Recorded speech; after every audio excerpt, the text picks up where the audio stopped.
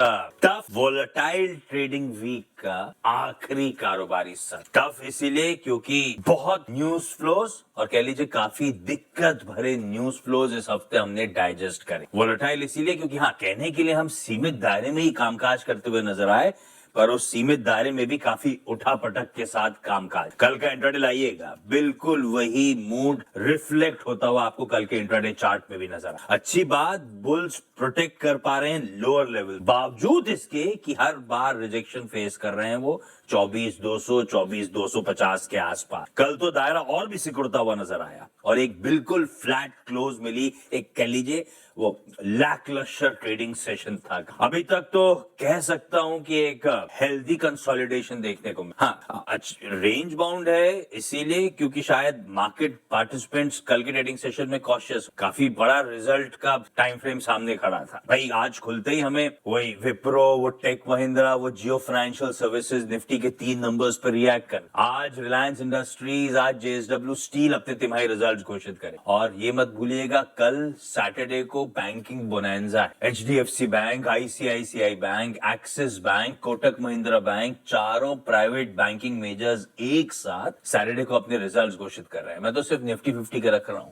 Otherwise वायदा के और कैश के भी और बैंक्स हैं जिनके नंबर्स। अब इसका कंबाइंड वेटेज देखिए स्क्रीन पे, आज आने वाले और कल आने वाले रख दिया है मैंने। जून क्वार्टर एंड से देखते हैं, वही सबसे वाजिब तरीका है। लास्ट क्वार्टर एंड के वेटेजेस आपकी स्क्रीन पर है। कुल मिलाकर 35% वेटेज के नंबर्स आज की क्लोज से लेकर मंडे की सुबह के बीच आए और इसमें 2.5% के आसपास जोड़ लीजिए कल वाले नंबर्स जो बाजार बंद होने के बाद आए। तो कल वाले मार्केट पार्टिसिपेंट्स को तो और भी ज्यादा नंबर्स डाइजेस्ट करने की जरूरत थी, इसलिए शायद कल थोड़ा सा कॉशियस होंगे और हम इतने दिनों से रेंज में फंसे हूं, एक रेंज के ब्रेकआउट का इंतजार कर रहे हैं। हु नोस, ये रिजल्ट ही वो ब्रेकआउट एक डायरेक्शन देते हुए नजर आए भारतीय बाजार। खैर, गिफ्ट निफ्टी के क्यूज रखिएगा स्क्रीन।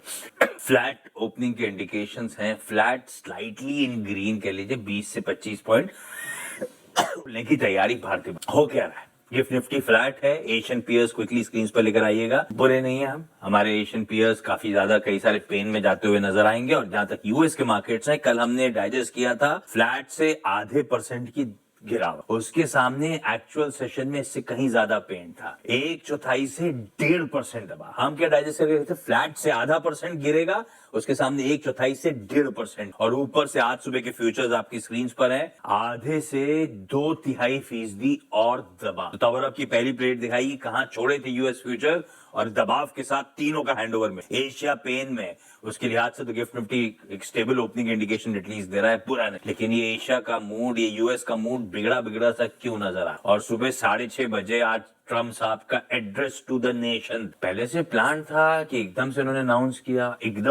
किया तो कुछ काम की बात करी कि नहीं करी, सब समझ। भाई साहब गुड मॉर्निंग, क्या हुआ? गुड मॉर्निंग आशीष। काम की बात तो नहीं है कोई उनके एड्रेस में, हालांकि उन्होंने वो 2020 में जो चुनाव हुए थे उसमें धांधली का तो इलेक्शन की तैयारी कर रहे हैं, बस हाँ, ज्यादा कुछ नहीं, उससे ज्यादा। हाँ, और ईरान के बारे में भी उनके सुर थोड़े से बदले हुए नजर आए। पहले वो हर ऐसे भाषण में ये कहते थे कि जंग खत्म होने वाली है, अब आज उन्होंने कहा है कि भाई फल उसके कुछ ही दिनों में नजर आएंगे, नतीजे कुछ दिनों में नजर आएंगे जो हमने मेहनत की है। मेहनत से तो यही पता चलता है कि 6ठे दिन लगातार सेंट्रल कमांड ने यूएस के कई ठिकानों पर बमबारी की है। और साथ ही साथ ये भी जानने में आया है कि कुछ रिहायशी इलाकों में भी बमबारी की गई है। ये रिपोर्ट्स कह रही है, ईरान की स्टेट मीडिया की तरफ से ये खबरें आई है। अब तक इस बारे में कोई ऑफिशियल कंफर्मेशन इस बात का है नहीं।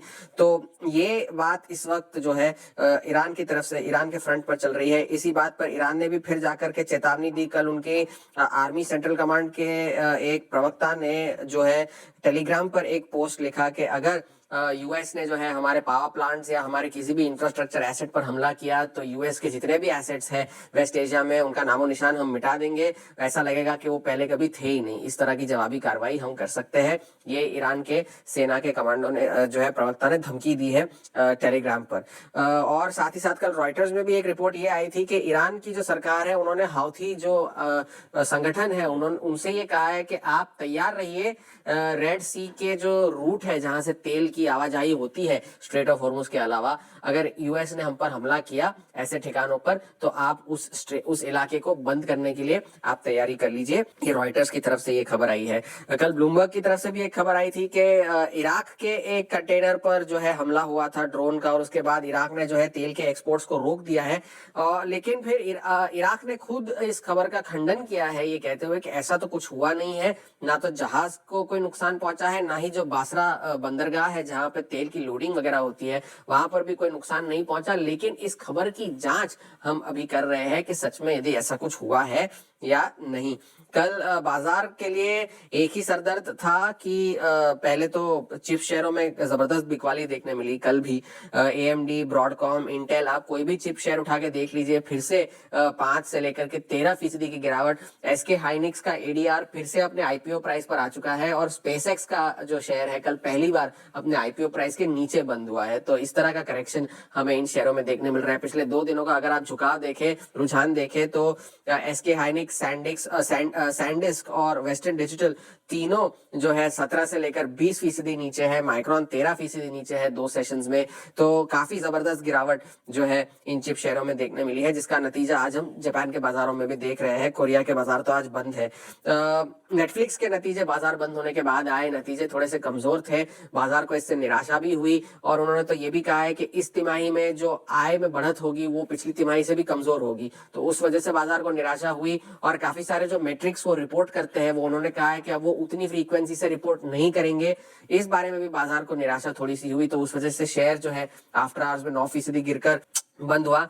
डाउ पर कल मिला जुला रुझान इसलिए देखने मिला क्योंकि एक वक्त पर डाउ जोन्स 400 अंक ऊपर था, क्योंकि उसका जो सबसे बड़ा कंस्टिट्यूएंट है यूनाइटेड हेल्थ, उसके नतीजे बहुत अच्छे थे, और उसके बाद जो है स्टॉक 7-8% ऊपर था। लेकिन फिर जो है वहां पर गिरावट शुरू हो गई, वो ऊपर से 8% गिरकर बंद हुआ। और डाउ जोन्स में जो नया एडिशन है अल्फाबेट, उसमें भी कल बिकवाली देखने मिली। 4.5% कल अल्फाबेट गिरकर बंद हुआ, क्योंकि ब्लूमबर्ग के हवाले से ये खबर आई है कि उनका जो जेमिनाई 3.5 प्रो AI मॉडल है वो लॉन्च उसमें देरी हो रही है, और साथ ही साथ उस वजह से क्योंकि उनके कॉम्पिटिटर्स जो है OpenAI और एंथ्रोपिक दोनों ने अपने नए वर्जन्स हाल ही में लॉन्च किए हैं, तो उस वजह से अल्फाबेट में गिरावट थी।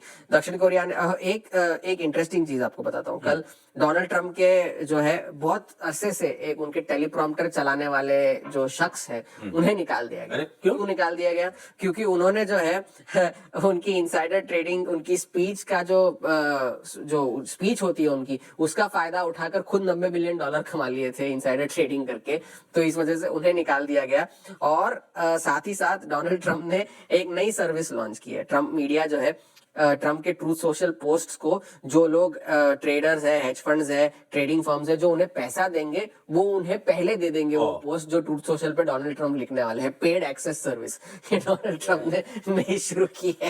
ये सारी चीजें हो रही है बाजार में इस वक्त। आज कोई बड़ा अर्निंग्स तो नहीं है, लेकिन चिप शेयरों में अगर इसी तरह से बिकवाली जारी रही तो बाजार का मूड तो बिगड़ना है। तो हैंडओवर कैसा मानूं? न्यूट्रल से नेगेटिव? न्यूट्रल से नेगेटिव है। न्यूट्रल से नेगेटिव हैंडओवर आता हुआ। ट्रम्प साहब जा रहे हैं वर्ल्ड कप फाइनल देखने।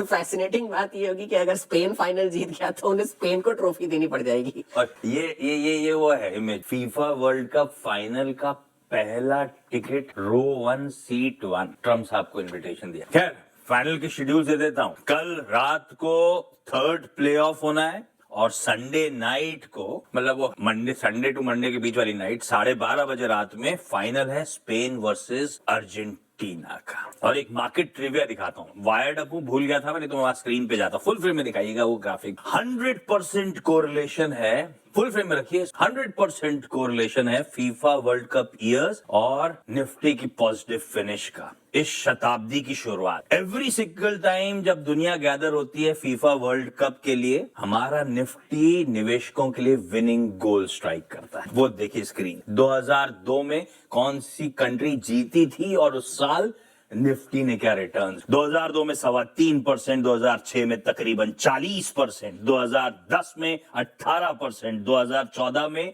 31%, 18-22 दोनों के आंकड़े भी आपकी स्क्रीन पे मैंने रख दिए हैं। जितना एक्साइटिंग फीफा वर्ल्ड कप के सेमीफाइनल मुकाबले इस बार हुए, उतने ही रोमांचक मोड़ पे कह लीजिए हमारा निफ्टी खड़ा, क्योंकि अब तक ईयर टिल डेट 7.7% का दबाव। अगर ये हिस्टोरिकल कोरिलेशन अनब्रोकन रहना है तो निफ्टी को यहां से तकरीबन 2000 पॉइंट चलने की जरूरत, यानी कि 8.5% का उछाल बचे हुए साल में दिया, तो ये फीफा और निफ्टी का कोरिलेशन सटीक। स्टॉक मार्केट से इंपॉर्टेंट न्यूज आपसे मिस ना हो तो स्टॉक मार्केट अलर्ट चैनल को सब्सक्राइब करके जरूर जाइएगा।